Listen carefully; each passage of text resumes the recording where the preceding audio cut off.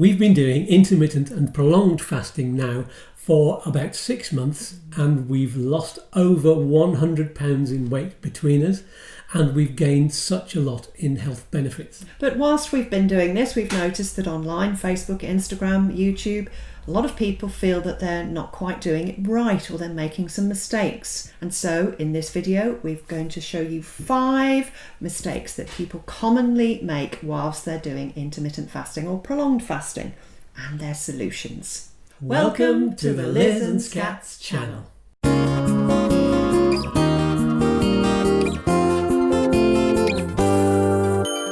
Hi, I'm Liz and I'm a clinical holistic therapist, yoga and meditation teacher. And I'm Skatz. I'm a musician and music therapist with type 2 diabetes. And together we have beaten Skatz's type 2 diabetes, and we have the blood tests to prove it. And we've done that through a keto and fasting lifestyle, which has made us a lot more healthy. So we're sticking with it. So along the way, we want to share all that we've learned with you, and you can learn more from us by doing this. Subscribe, and click on the bell. Hello, keto bonitos and fabulous fasting friends. Today we're talking about the top 5 mistakes people make when they're doing fasting. So let's get straight into it. Number 1. Diving in too quick for too long.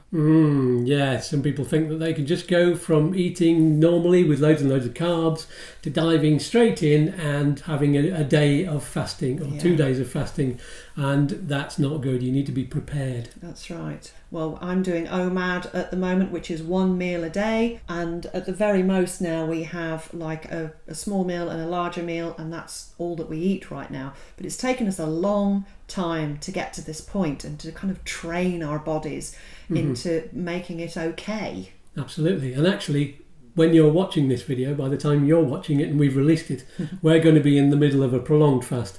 So as you can see, Liz is building up to that by doing a couple of days where she's just eating once a day. Yeah. I happen to have 2 meals today, and I might even have 2 meals tomorrow. But when we start on Sunday evening, which will be yesterday or the day before, if you're watching this when we release it, it's all very confusing. It's like a time machine going on in my head. The past to the future is the past. But by that time we'll be in the middle of a long fast, and we'll be all hyper, and we'll be looking forward to our live stream, which is happening tomorrow to you, but it's in 4 days time to us. My head has exploded. So the point is, yes, you need to prepare Yeah. for any kind of fast, and you need to know what you're doing. Doing your research again. Yeah. So what we recommend doing as a solution is to basically shorten your eating window until you get to sort of 16 hours of fasting, and then stay there for a couple of weeks, get used to it, let your body get used to it, see how you feel, and then maybe shorten again until you've reached the point where you're happy and comfortable. Number 2. Not eating the right food in between fasts. Yes, if you're on a carb-rich diet, you're going to find fasting really, really difficult because you're going to be craving sugar, you're going to be addicted to sugar, and you're going to feel really, really, really, really hungry. Yeah, and even if you're not into sugar, like I was never into sugar, but I liked fruit, bread, pasta and rice and all of these things, potatoes, I was into all of that, which of course breaks down into, sugar or glucose. And so it did make it very, very difficult for me to start off with. I started this journey just doing intermittent fasting. I wasn't on keto initially or low carb.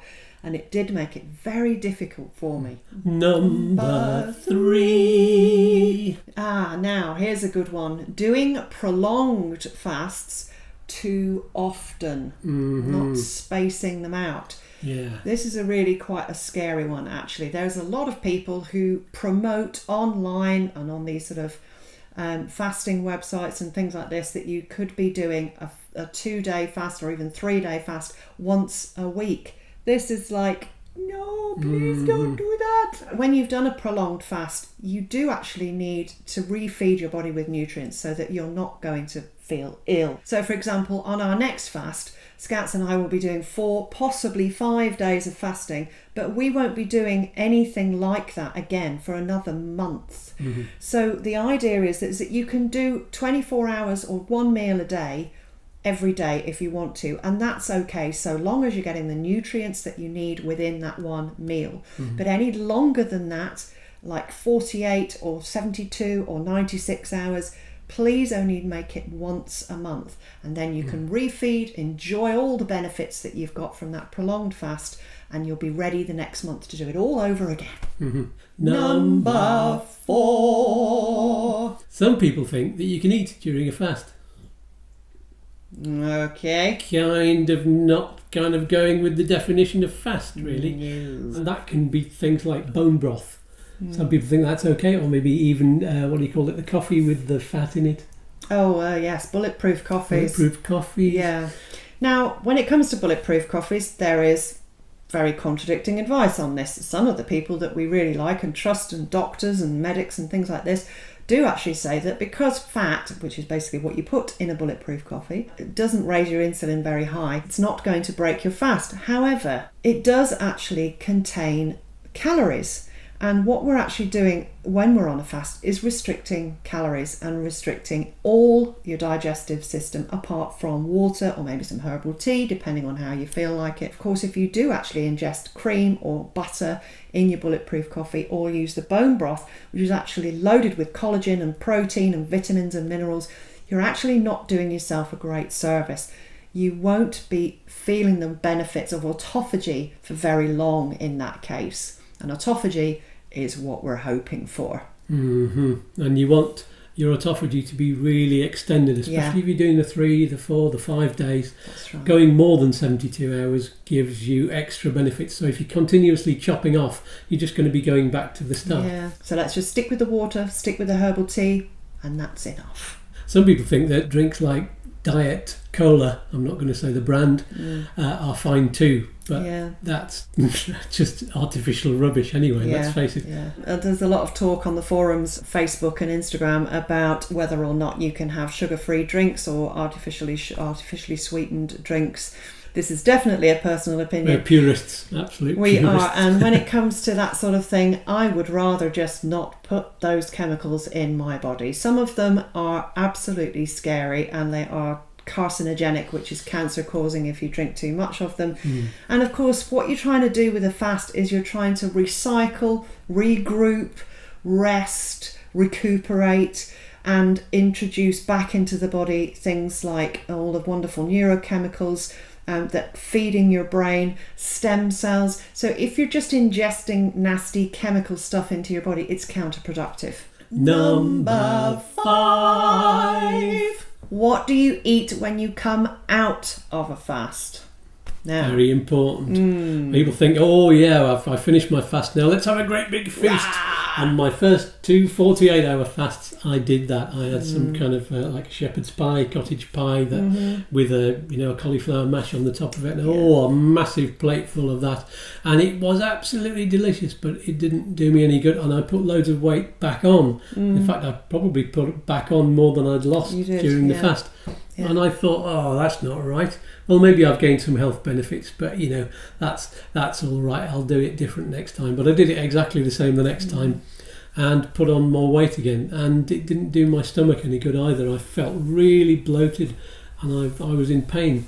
So, and we've seen some people reporting on forums that they've had diarrhea, stomach problems, and they've just not felt well at all. The reason is you shouldn't really eat fat in your first meal when you're coming off.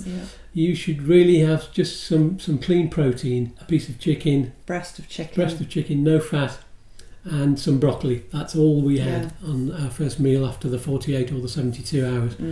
And that's a good thing. There's also talk of maybe having some broth a couple of hours before. Yeah, bone broth is particularly good for you because it contains so many nutrients. It's unreal. I haven't got time to be talking to you about that, but investigate for yourself. Bone broth is fantastic, and it also provides collagen.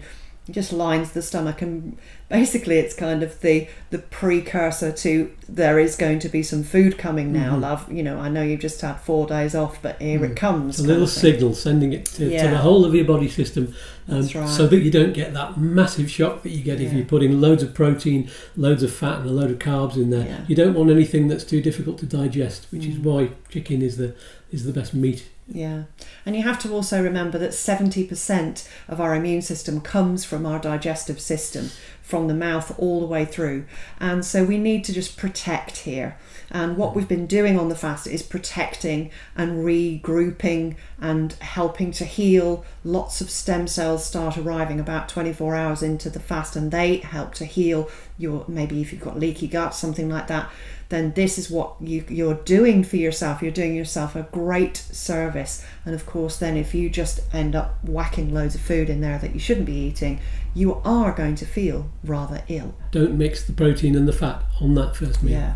And then after you've eaten that, you do the shortest intermittent fasting possible. So you do 16 hours fast after that.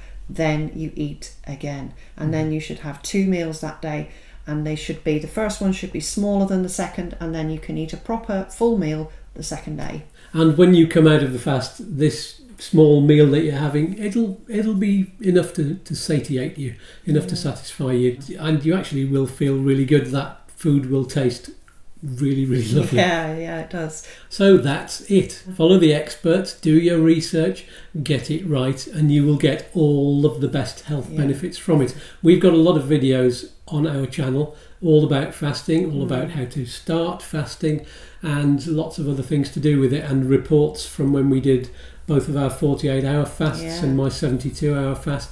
So follow them. And Liz did a brilliant one, which is about the 72-hour fasting timeline. Oh, yeah. Which we will put a link to up there. That tells you exactly what happens to your body at various points during the fast and when everything kicks in. It's a brilliant video. Released into your body. It's fabulous. So thank you for listening all the way to the end. We really appreciate it. And please subscribe and click on the bell. Ding! Leave us some comments. Tell us what you're doing. Are you fasting? Are you thinking of fasting? What are you doing? Let us know, because we love to hear from you. It's great. And do please look at the description, in the video description below here, because we have some affiliate links in there. Those are equipment that we use for making these films and things that we use in our keto and fasting lifestyle, like the walking boots that we walk every day in when we take out Pippity Scatterdog, and the lovely Tilly hats that we have. Yes, big shout out to Tilly, we love them. We love you, Tilly. If you're in the USA or you're in UK and Ireland, there are 2 different sets of links because they're different shops. Obviously, if you're going to Amazon, you need to be amazon.com in the USA and amazon.co.uk in the UK and Ireland. So you've got to make sure you go to the right ones. And you won't be paying any more for the things that you buy through these links, but if you do buy through the links, then we will get a small commission, which will help us grow this channel, and that means we'll be able to reach more people and help as many people as possible. So thank you for that in advance. Thank you, yes. So peace and love to you all, and hope to see you next time on the Liz and Skatz channel. Bye for now.